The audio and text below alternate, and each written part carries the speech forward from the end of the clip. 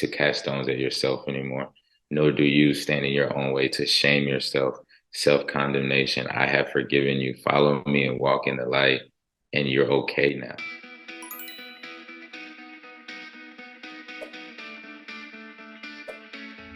Welcome to Sports Spectrum, keeping Jesus in the sports conversation. Here's your host for today's show, former ESPN producer, Jason Romano. He is Ty Montgomery, NFL running back. What's up, Ty? How you doing, man? Welcome to Sports Spectrum. I'm doing well. Thank you, man. Glad to be here. Absolutely. It's good to talk to you. Good to see you. Let's start with the most important thing in your life, I'm guessing. Jesus Christ. Tell me about who Jesus is to Ty Montgomery. Absolutely. Jesus is, of course, my Lord and Savior. But Jesus has been my healer, my encourager, my helper, my voice of reason. Jesus has literally saved me from myself, delivered me from generational trauma, delivered me from just so many things. And yeah, I'll just stop there. I can talk about Jesus nonstop. Yeah, I can follow up on a lot of what you just said too, right? Like you said, saved you from yourself. Explain that. What do you mean by that? So, hope I don't start crying when I start saying this because this was a very, very pivotal moment in my life. Sure. Um, Throughout my life, I've had a lot of pastoral friends and people who have discipled me over my life tell me you got to get out of your own way. You got to get out of your own way, and I'm like, I wish I knew how to do that. I'm sure a lot of people have heard that before, and hearing that is one thing, but knowing how to actually get out of your own way is really difficult. Yeah. And what really helped save me and begin my deliverance process was rereading the story of the adulterous woman. And Yes. I never would have thought that that would have like saved me. So many times I'd seen that before, and I just left it at adultery. I left it at, sin and someone shaming you for sin, someone casting stones at you. And as I was reading that one day, I was actually listening to a sermon from a pastor, Kevin L.A. Ewing, I believe that's his name. And Yep. I'm reading this passage as I just listened to him give this sermon, and I'm like, that adulterous woman is me. The Lord revealed to me that I'm the adulterous woman, not because of adultery, but because of shame. And because when he was standing with the woman, and one by one they all began to leave, from the lowest to the highest ranking, highest to the lowest ranking, whatever it was, he who was without sin cast the first stone. And then he asked her, now who stands here left to condemn you? And she said, no one.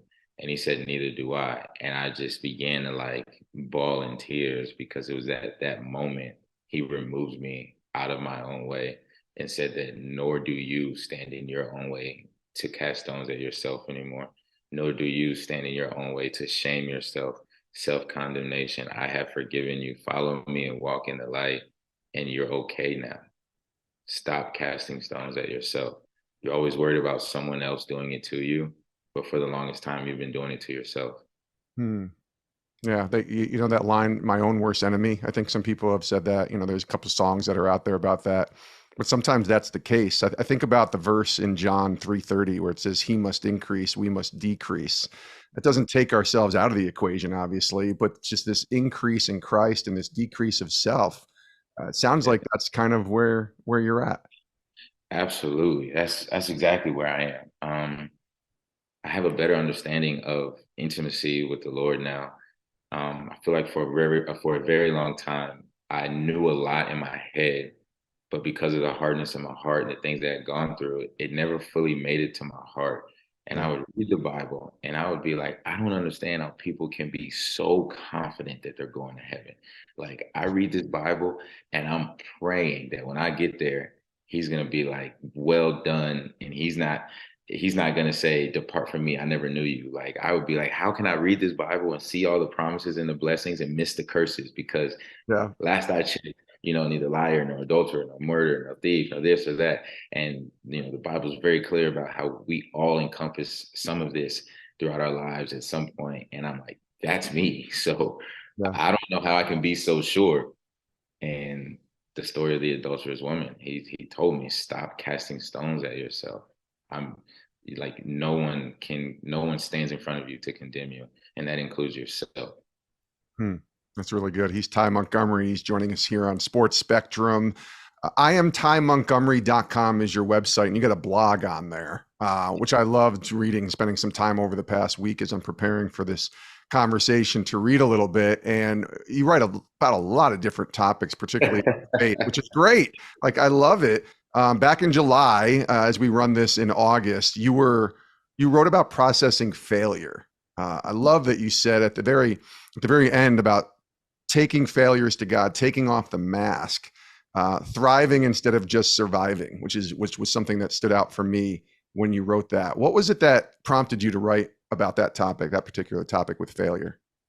I was stuck in a cycle of shame, committing, the same sin over and over again. Like, as much as I wanted to stop doing it, I would find myself doing it again. I would hit these I would hit these seasons where I would be doing really well, feel like I'm doing really well, and then all of a sudden I would fall, and then I would be like, what? Like, why do I keep doing this? And then all of a sudden I'm having a hard time asking for forgiveness. I'm having a hard time, trying to repent. And I'm like, in my mind, I've repented. I feel like in my heart, I have a desire to repent, but why does this keep happening? Why do I keep doing this? And I was stuck in this cycle of failure. And what I realized I was doing was, rather than taking what I was struggling with to God and allowing God to love me with my struggle, I was trying to fix my struggle for Him. Yeah. And that was the mask that I needed to take off. And it's just like, I realized that, you know what, like, God, you love me like this. Like, you see me worthy enough to get into heaven just like this. And until I realized that, this relationship between you and I, it's not going to be able to work, because I'm not allowing you to love the parts of me that I don't want to love, because I feel like you don't love them. You can't love them. Like, I can't get into heaven with this. I can't be in your presence with this. And God's like, you can be in my presence with this, but you have to be willing to give it to me and let me take it from you, and stop trying to do it yourself. That's exactly the reason why Paul said, I quit trying to abide by the law. And it's no longer me that does it, but it's Christ in me that does it. That became more clear to me. I stopped trying to do it, and I just gave it to God. And I was thankful that He loved me just like I was. And then the next thing you know, it wasn't my desire to try to overcome. It wasn't, my sin to stop trying to sin. It just wasn't anymore. Yeah. Processing failure is so interesting because, you're a football player, and, I talk to a lot of different athletes in other sports. In baseball, you fail 7 out of 10 times and you're an all-star.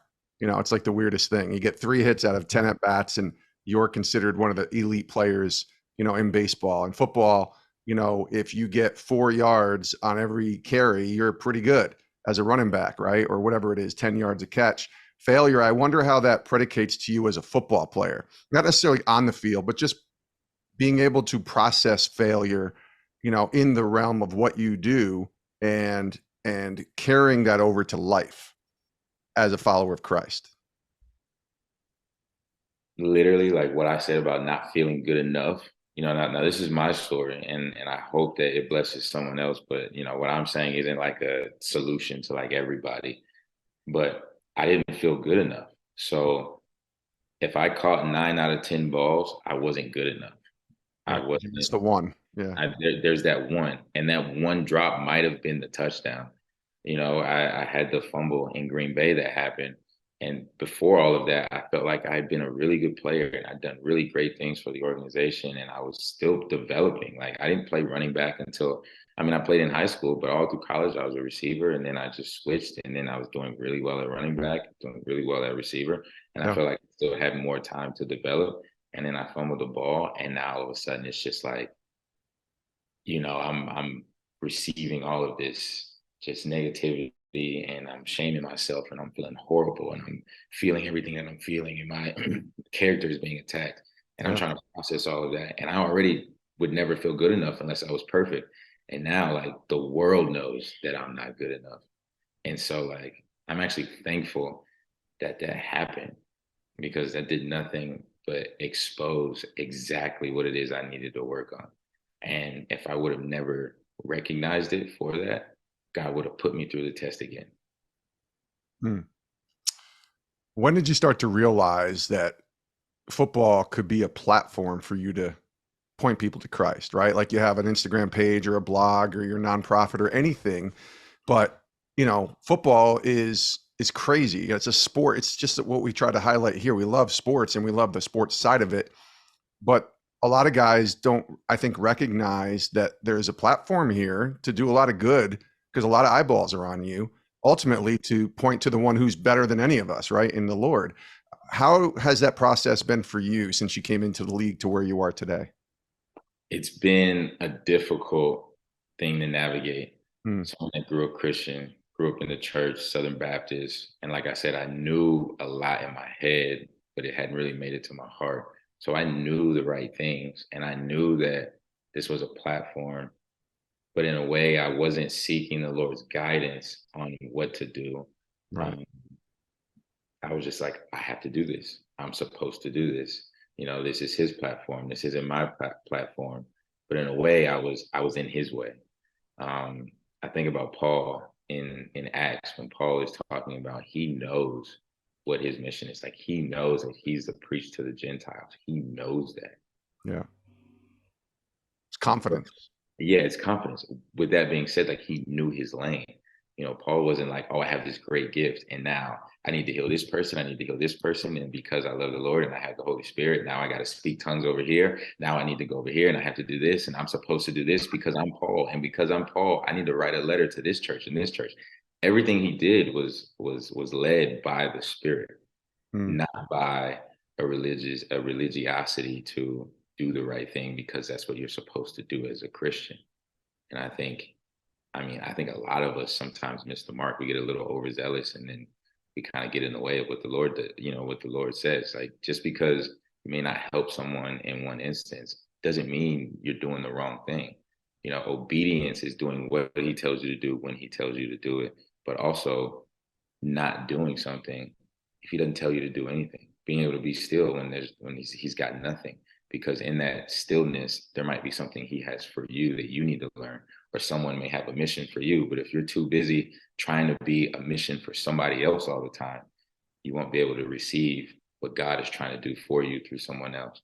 I think of Matthew 20:28. It says Jesus says that I came not to be served, but to serve and give my life.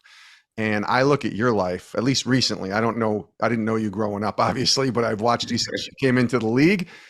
You're a guy who likes to serve. And particularly recently, I've seen some of the things that you're doing with your ministry, My 10%. Certainly, there's an Israel trip that I want to talk about in a minute as well that's taken place and has taken place. Tell me about serving and giving back and that aspect of living out your faith. It's just something I feel called to do. And, my teammates, my coaches will tell you, I kind of say it jokingly. I say, like, I'm just here to serve. Like, coach, like, what do you want me to do today? What meeting do you want me in? Like, I'm just here to serve. I don't care what it is. Just tell me what to do. I'm here to serve. And it honestly, I think it fills my cup.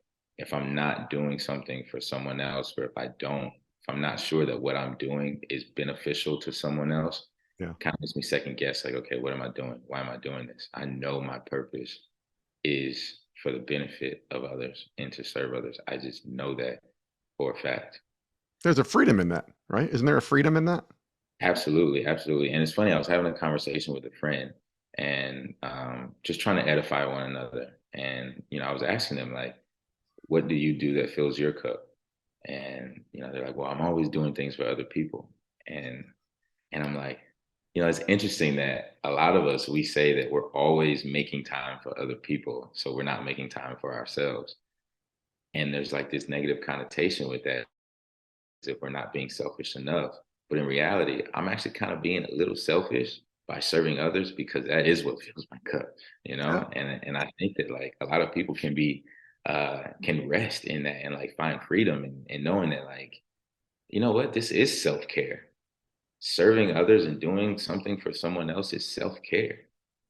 100%. I could not agree more. One of the cool things that you're doing too is your ministry. 10%, my 10%. You're giving back your foundation. Tell us about that, because I think that's it's such a cool thing that you are doing, and I love the concept. But share it for everybody who's listening, and let them know all about what you're doing. Yeah, so my 10% is based on a tithe. And, we talk about giving God your first fruits. And um, I decided to take it a step further. And so I'm like, okay, if I'm going to tithe to the church, I don't have a field of crops. I don't have, fruits or anything. I do tithe the money that I make. Sure. However, if the church is the people, how can I tithe to the people?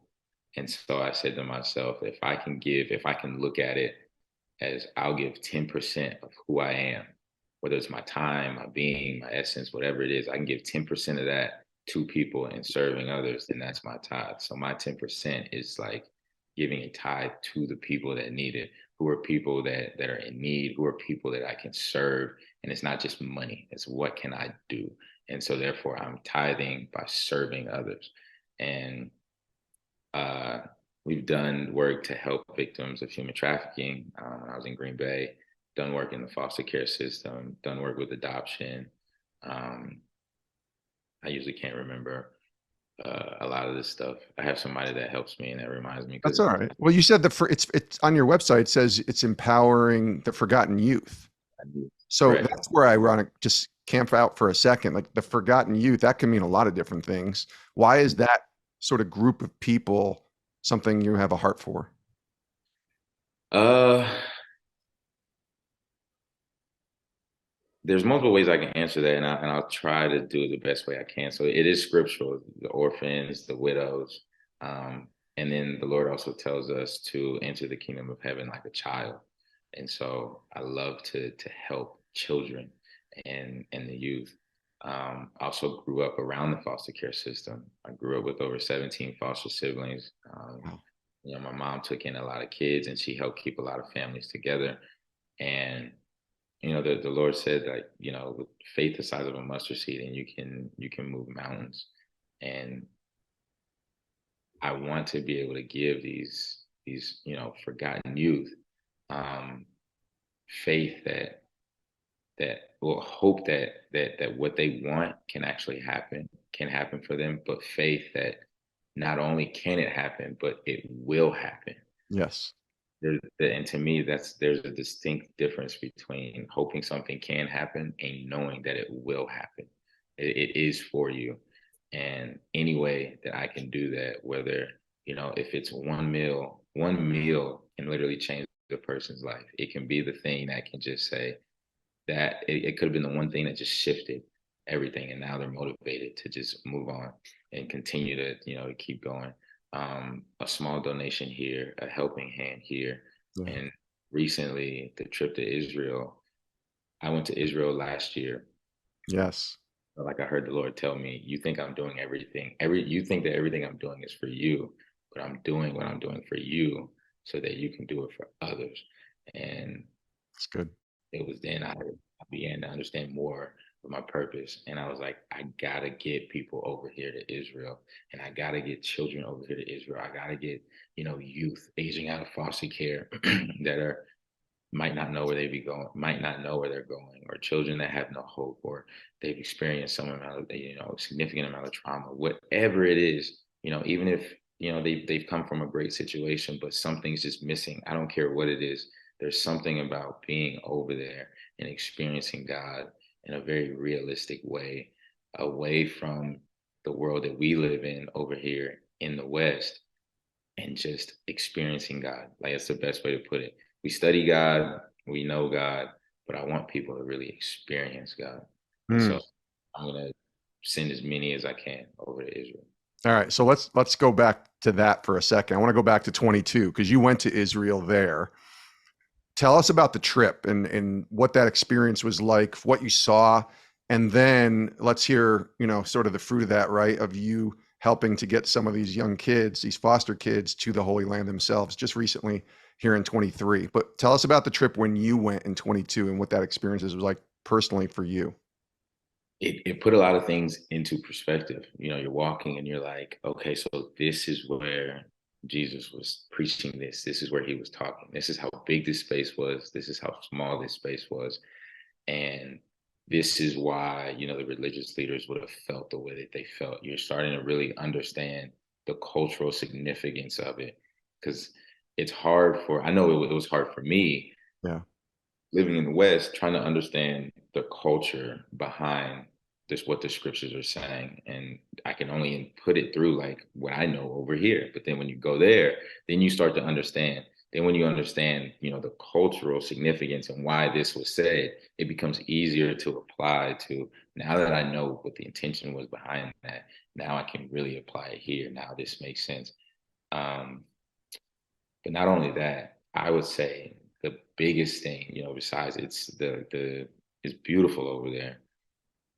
I love Shabbat. I love the way they worship the Lord, the faith in God. There are some Messianic Jews, there are some Orthodox Jews, so some believe in Jesus, some don't, Yeah. um, and that's okay. I mean, side note, like when you go over there, you know, there's Muslims, there's Jewish, there's Christians, there's Messianic Jews, and they're all living like in the same spot. Yeah. And Sure. what you'll notice is that there is a significance of almost every single landmark there or every single historical, you know, piece that is significant. It's significant to like every single one of them, whether Christian, Jewish, Messianic Jew, Muslim. I mean, Temple Mount is significant to all of us. And I couldn't help but notice that, like, okay, there's something going on here. And I'm not going to get into it right now, Sure. but I will say that the marketplace in Jerusalem Friday before Shabbat was my favorite part. It was so lively. Everyone's there and they are excited about Shabbat. They're excited for the rest time. They're excited for the time to spend with God. The kids are dancing and singing and playing games like in the market square, in like in the middle of all of this. And some of us were able to join in and we learned the songs and everything. I mean, it was just incredible. And then to go from there to the Western Wall, and then you walk in it, you have to wear a head covering, and you walk in it, and then you just see the amount of fervency that is there with how they worship God. I mean, just it's just prayer on prayer on prayer on song on song on song, and it's just like that is how I need to be worshiping the Lord when I go home.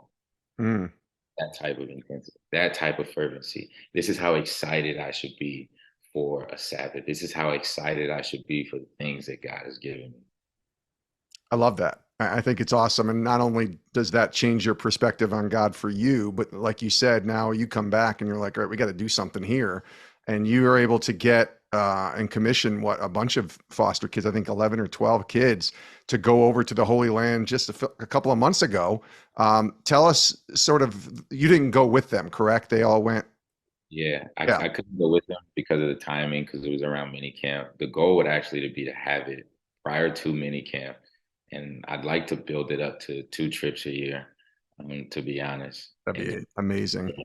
And I would love to go. I would love to get teammates, former teammates to go, just turn it into a big thing. Yeah. Oh, you got to plant the seed first, right? And then let it grow. And this sounds like an amazing seed. What was some of the feedback that you got from the kids that went and the people who were out there? Uh, it was life changing. Yeah. That's one word that continued to come up. And I remember reading something from one of the young girls that went, and it really made me tear up.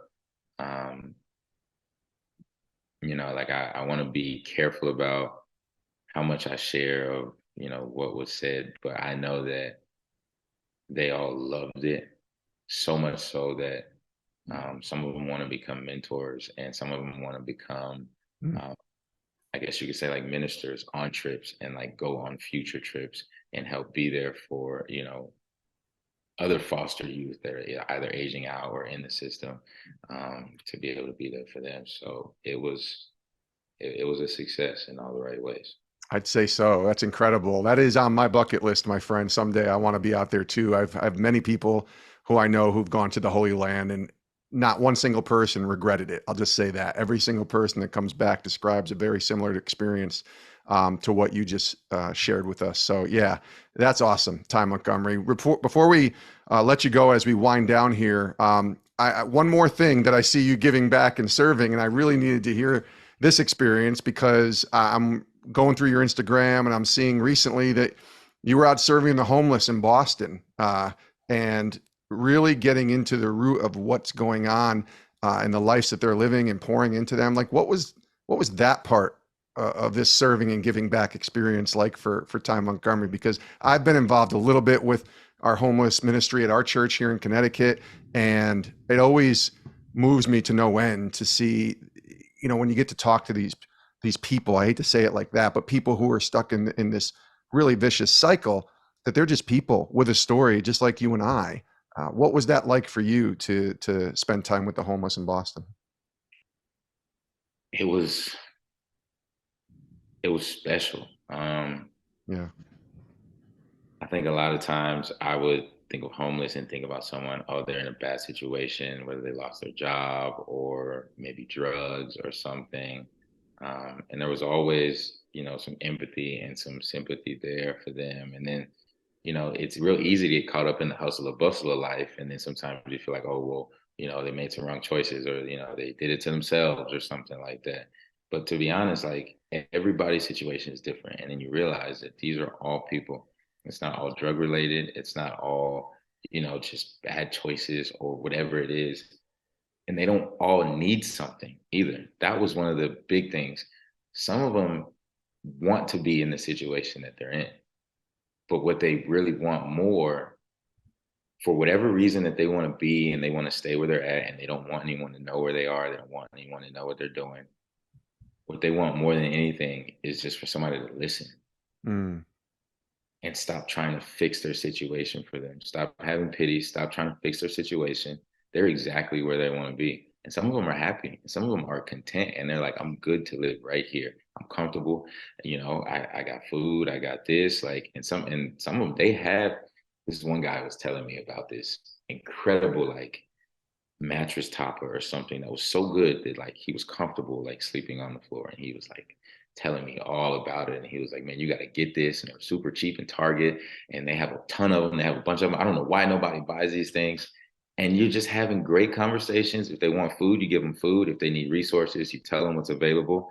Yeah. And then, some of them are transitioning, and they're only homeless until, their time is up, because they're waiting for the job to kick in. They're waiting for the whatever. So some of them are like, yeah, we're so excited. We move into our apartment next week. Our job starts next week. And it was just like, it was really special. Wow. That's so cool. I hope there's more opportunities for that for other people. What's amazing to me that I learned serving in my church was that this is available for all of us. Like, all we got to do is just put ourselves out there. And like you said, not try to fix people, not even try to give them money or even a meal. Obviously that's great if you can do that, but just to listen. Nobody ever listens. We all want to talk and fix, and sometimes we just need someone to listen. So yeah, Ty. Well, let me finish with this. This will be my last question for you. As you see where God has brought you today, and I love what he's doing in your life, how he's working on your heart, he's working on your soul. What's he teaching you today?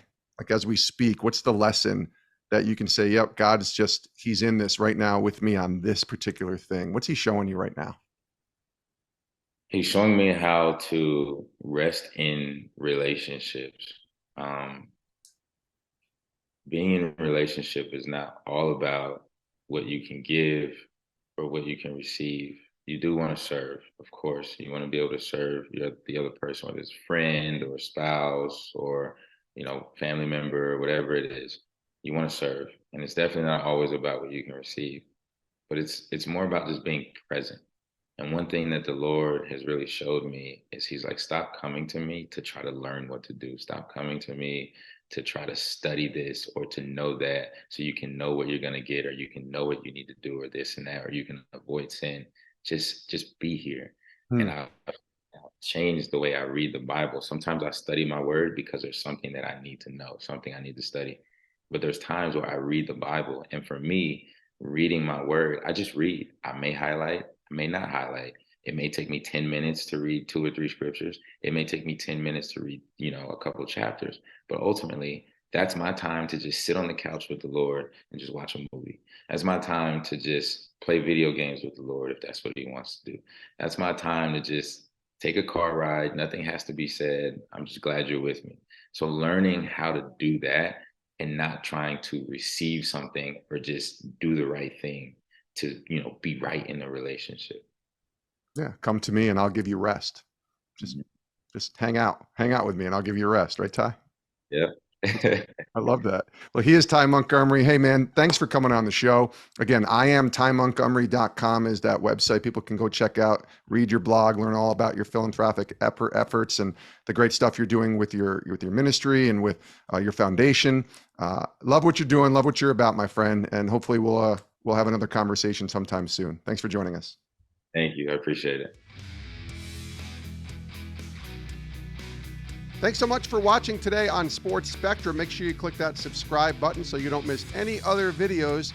And if you want more stories on sports and faith, check out our website, sportsspectrum.com.